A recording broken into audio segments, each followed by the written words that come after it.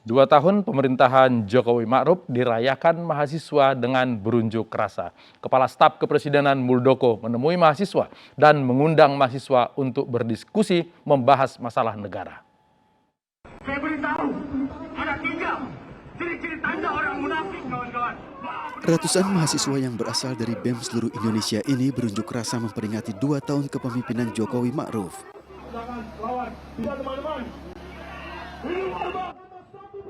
Mereka menuntut perwujudan janji-janji kampanye serta menuntut perbaikan kebijakan.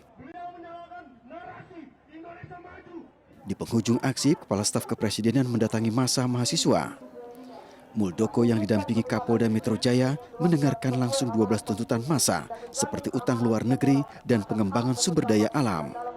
Bahwa ini mengindikasikan pemerintah tidak menutup pintu berkomunikasi dengan siapapun.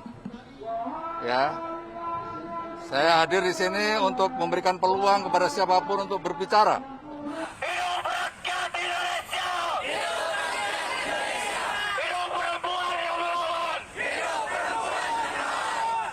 Selain di Jakarta, unjuk rasa juga berlangsung di Banjarmasin.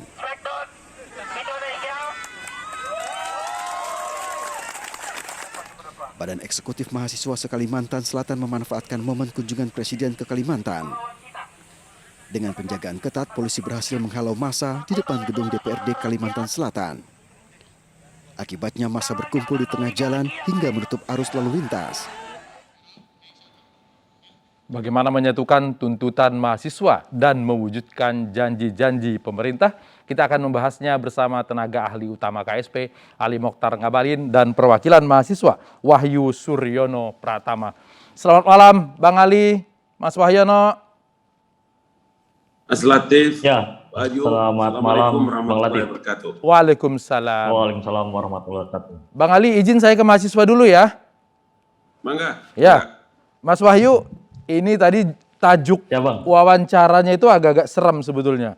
7 tahun Jokowi mengkhianati rakyat. Kenapa mengambil tajuk mengkhianati itu? Ya, sebenarnya saya menyampaikan terima kasih banyak, Bang, untuk kesempatan kali ini. Tapi perlu saya sampaikan bahwa untuk keadaan hari ini memang ada 2 aliansi BEM seluruh Indonesia. Pertama, aliansi BEM seluruh Indonesia, Kerakyatan dan Rakyat Bangkit gitu. Untuk tajuk kami, Badan Eksekutif Mahasiswa Kerakyatan, yaitu adalah evaluasi total untuk Kabinet Indonesia Mundur. Begitu, Bang. Kabinet Indonesia Mundur, ya, itu menjadi sebuah plesetan karena kita melihat berbagai sektor, berbagai sektor yang terjadi dalam struktural komponen yang ada di Kabinet Indonesia Maju ini, yang bercita-cita ingin memajukan Indonesia, justru malah di tahun ini, di 2 tahun masa jabatan sudah berjalan, tapi berbagai sektor mengalami kemunduran. Untuk itu, kami dari kawan-kawan mahasiswa, kita turun ke jalan, tidak hanya sekedar di Jakarta saja, kita menyampaikan tuntutan, tapi kita juga menyampaikan tuntutan di berbagai daerah, termasuk pula tadi yang sudah ditampilkan, yang ada di Kalimantan, di Banjarmasin, lebih tepatnya, kemudian ada di Jawa Barat, ada di Jawa Tengah, Semarang maupun di Solo, dan besok ada dari Bangka Belitung. Ini menjadi sebuah akumulasi keresahan, akumulasi kemarahan daripada publik, terutama dari mahasiswa yang sudah menginventarisir isu permasalahan-permasalahan di berbagai sektor gitu. Oke, Gitu, Bang. bisa disebutkan 1-2 contoh sehingga kemudian mahasiswa menyebutkan bahwa kabinet ini mundur? Ya, pertama kita bisa melihat tuntutan kami, coba saya bacakan seluruhnya, Bang. Pertama adalah jamin kebebasan akademik, biaya pendidikan yang berkeadilan, pendidikan aman dari kekerasan seksual, serta tegakkan marwah akademik. Nah, Kedua, percepatan pemulihan ekonomi dengan prioritas komitmen kesejahteraan rakyat. Ketiga, cabut revisi UKPK, Minerba, Cipta Kerja dan segala aturan turunannya. Keempat, revisi pasal-pasal bermasalah UTE yang mengancam kebebasan berpendapat maupun berekspresi. Kelima, tuntaskan pelanggaran HAM berat, berkomitmen melindungi dan menghormati hak asasi manusia. Keenam, hentikan segala bentuk pembungkaman demokrasi dan jamin kebebasan sipil. Ketujuh, penuhi hak tenaga kesehatan dan tuntasan penanganan pandemi serta permasalahan kesehatan lainnya. 8, hentikan segala bentuk proyek strategis nasional bermasalah. 9, deklarasi darurat iklim dan wujudkan reforma agraria sejati. 10, evaluasi total Kabinet Indonesia Maju.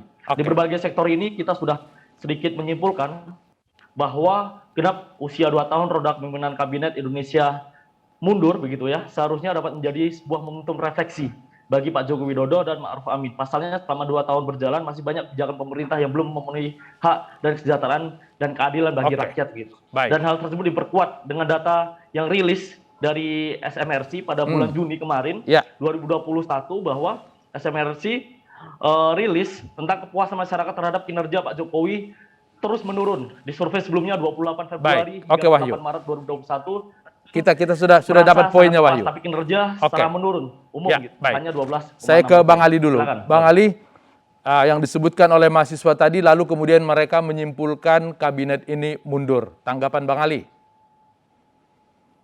Ya, terima kasih Mas Latif dan Adindaku Wahyu, para pemirsa iNews TV yang menyaksikan dialog kami malam hari ini. Pertama, bahwa dialog ini dimaksudkan untuk juga sekaligus memberikan edukasi dan informasi yang validitasnya bisa dipertanggungjawabkan kepada masyarakat. Ya. Artinya, kalau apa yang menjadi tuntutan kemudian demonstrasi, itu adalah bagian yang tidak terpisahkan dari sebuah proses demokratisasi dan ruang kritik yang dibuka selebar-lebarnya oleh pemerintah, dalam hal ini adalah Bapak Presiden Joko Widodo. Yang kedua, ketika teman-teman dari BEM SI ya menyoroti kemudian melakukan evaluasi itu diukur dari 2 dimensi. Dimensi yang pertama itu adalah data-data dan fakta-fakta faktual yang bisa dikemukakan, termasuk di dalamnya kalau umpama mahasiswa menyoroti terhadap kinerja pemerintah, maka harus bisa menunjukkan persentase di mana yang sudah dilakukan atau mana pointers-pointersnya yang dinilai gagal. Ya. Apa maksudnya? Agar masyarakat itu bisa mendapatkan informasi bahwa gerakan yang dilakukan oleh mahasiswa ini adalah sebuah fakta yang benar adanya. Tapi kalau mahasiswa tidak bisa menunjukkan fakta-fakta dengan persentase yang ditampilkan ke ruang publik, maka nanti kesian. Tidak bisa kita mendapatkan data itu, sementara mahasiswa itu ciri khas paling mendasar itu adalah menampilkan kemampuan intellectual knowledge-nya dengan data-data dan fakta-fakta yang akurasinya bisa dipertanggungjawabkan. Sekarang saya tanya nih, kalau umpama semua orang merasakan bahwa tidak akan mungkin PON itu bisa dilaksanakan, PON 20 di Papua. Tetapi faktanya bisa berjalan dengan baik. Orang meragukan terhadap masalah keamanan di Papua. Ternyata PON berjalan sampai berakhir dengan baik. Kalau fakta-fakta yang kedua, apakah memang pada masa-masa yang lalu jalan di seluruh pulau tanah Papua itu bisa terbukti berjalan dengan baik?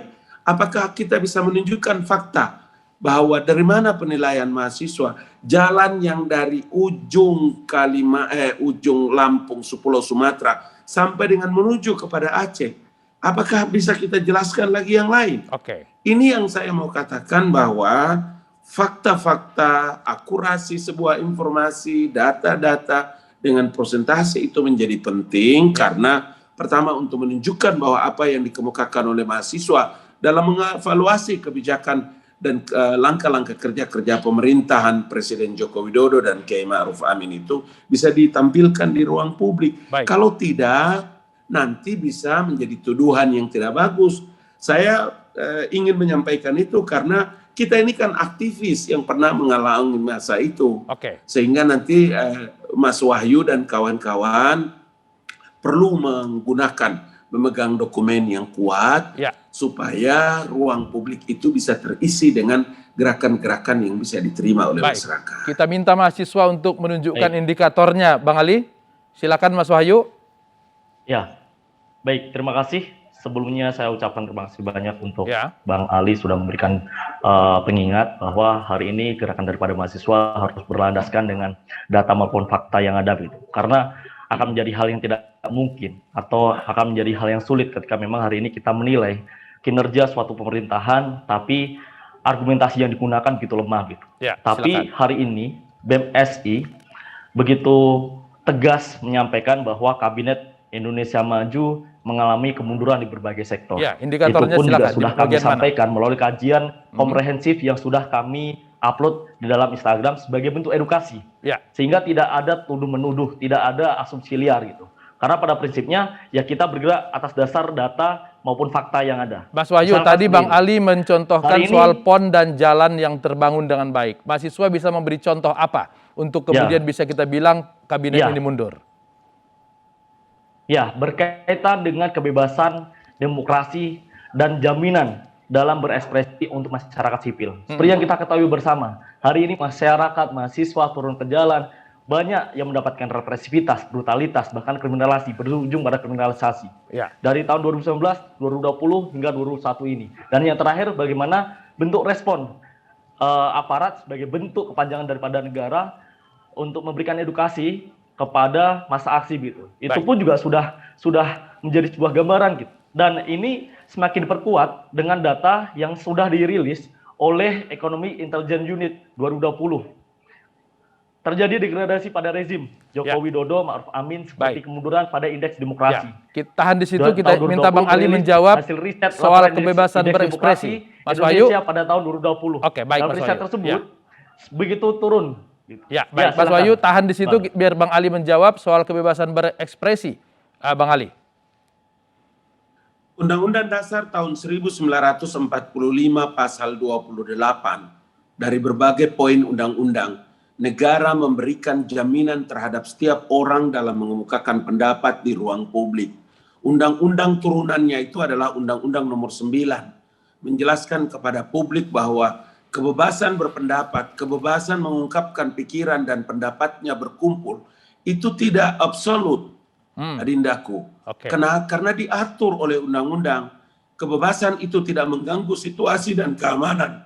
Kalau keamanan itu terganggu, maka polisi sebagai lembaga negara yang diberikan kewenangan oleh bangsa dan negara ini untuk memberikan jaminan terhadap keamanan masyarakat.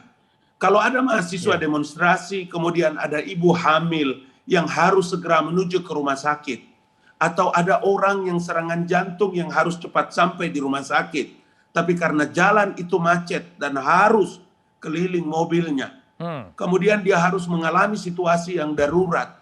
Polisi harus mengatur situasi itu, sehingga apa yang saya kemukakan bahwa menyampaikan pendapat di ruang publik, baik saja Undang-Undang Dasar 1945 maupun undang-undang, dan Presiden Joko Widodo membuka ruang selebar-lebarnya. Oke. Tetapi kita mesti by data, by fakta. Ya. Ya, Nah, undang-undang ini juga Betul. menjelaskan kepada ruang publik.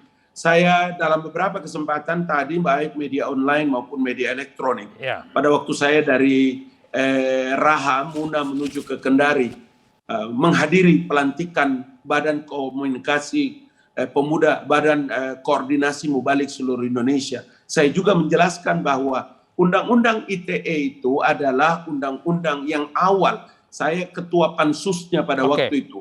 Ya. Anggota pansus Undang-Undang ITE. Kami membahas tentang transaksi elektronik, informasi dan transaksi elektronik. Bagaimana mungkin ketika orang menuduh sudah 6 bulan undang-undang itu tidak bisa terselesaikan. Ingat bahwa Presiden sendiri meminta supaya undang-undang itu direvisi. Ya. Supaya apa? Supaya tidak lagi menjadi tuduhan karena undang-undang itu kemudian ada orang dikriminalisasikan Baik, dan Bang Ali. lain-lain Oke. sebagainya. Ya. Itulah yang saya katakan tadi, Bang Latif, bahwa penting bagi adik-adikku, sahabat-sahabatku BEM SI untuk bisa memegang data yang kuat. Pak Jokowi itu Ya. manusia biasa. Ya. Oke. Ada yang kurang, ada yang belum terselesaikan, sampaikan kepada Baik. Presiden. Istana terbuka lebar-lebar untuk bisa menerima masukan dia. dan kritik dari kawan-kawan mahasiswa. Oke, itu tadi penjelasan bahwa Ya, Bang. Mohon Bapak izin, Bang. Presiden Tadi adalah manusia ketika biasa kita aksi, yang juga ada kekurangan. Gimana, Mas Wahyu? Terakhir. ya, ketika memang istana itu terbuka lebar untuk masyarakat, untuk rakyat menyampaikan pendapat, tapi ketika kita tadi aksi sudah ditutup gitu, Bang. Ditutup oleh besi berduri gitu. Itu menjadi sebuah gambaran. Nah, saya coba jelaskan sekali lagi bagaimana indeks demokrasi yang ada di Indonesia semakin hari semakin turun.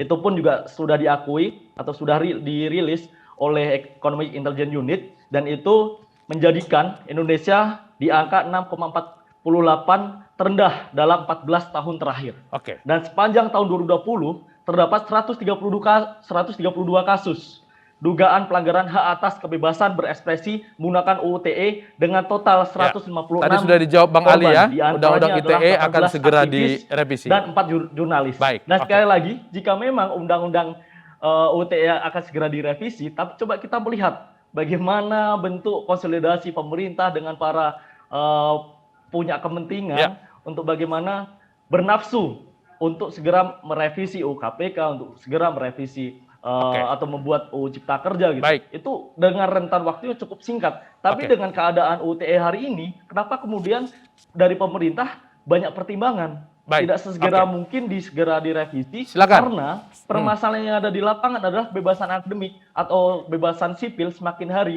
semakin dikerdilkan gitu, Bang. Oke, silakan Bang Ali.